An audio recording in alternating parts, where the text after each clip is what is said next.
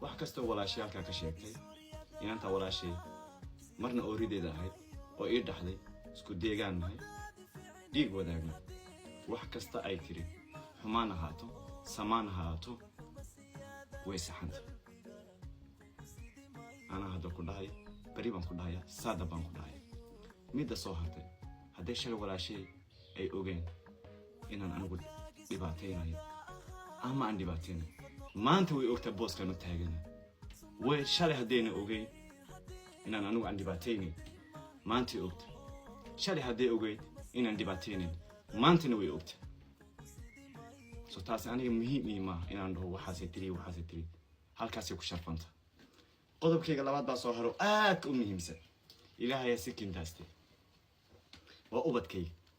waliba ubadkayga ay kala qaadeeno midna waa casmi waa ina sharmaarka cabdi maxamed midna waa casaan waa ina sakariya ilaahay iska daystay labadaba aniga dhalay haddaan idhahaya bari maan dhahaya saada maan dhahaya midna aan sheeg hadaba mawduuciya baa rabaa inaan niga dabageeyo Soomaalidiina labada wiilaad ii sheegaysaan midna waan kori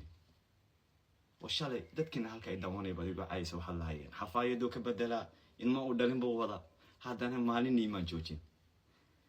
adigana saxan kama baahi koritaankiisa hooyadii dhashay ilaa iska daysana saxan iyo